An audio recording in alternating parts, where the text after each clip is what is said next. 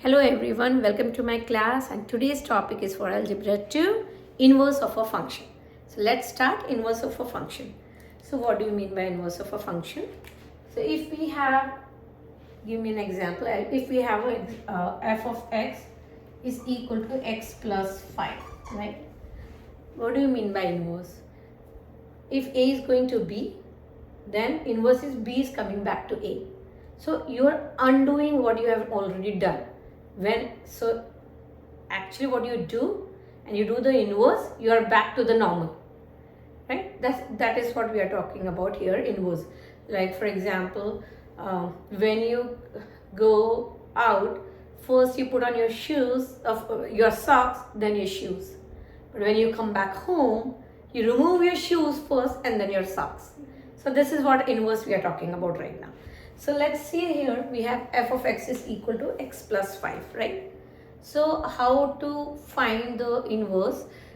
It is like swapping x and y.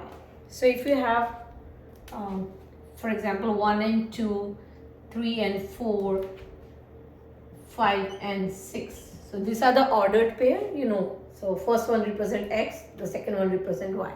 So if these are the points, so what will be the inverse? Inverse will be 2 and 1, 4 and 3, 6 and 5.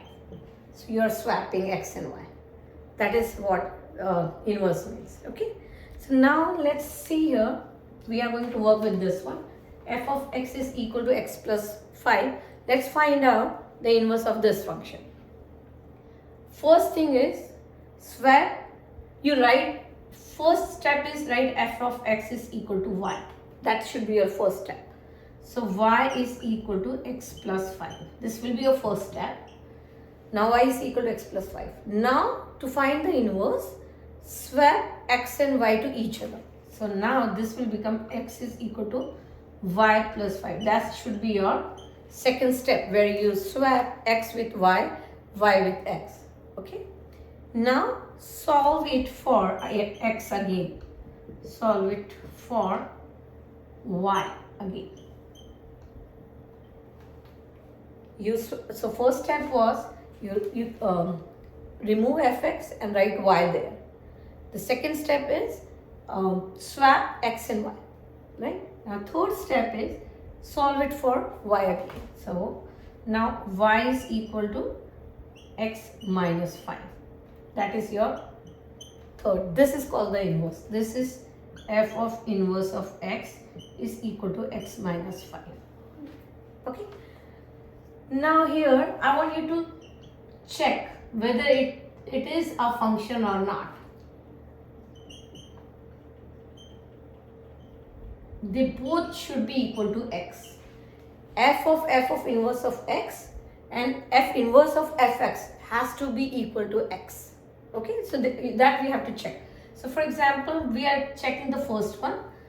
So what you have, f of x is this one. This is given, right? And second is this. Okay. So instead of this x, if I write this here, this x plus 5, I write this x minus 5, substituting for x. So x minus 5 plus 5, that is equal to x, right? Now here for x minus 5, if I substitute this value, x plus 5 minus 5, that is again equal to x. It's a function. So that's what the inverse is. So inverse means you are swapping x and y to y and x. Ordered pair also, whatever values you have for x, you change it for y. That's it. So first remove fx, write y for that. Then y is equal to whatever function you have. Then swap x and y from each other. Again solve it for y. And that will be your inverse. And just to find out whether you have done any mistake or not, just find out f of inverse of fx and f of inverse of fx.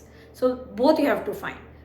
This both f of inverse of fx and f inverse of fx, and that both has to be equal to x. If they both are equal to x, it's a function. Got it? Now let's practice and practice.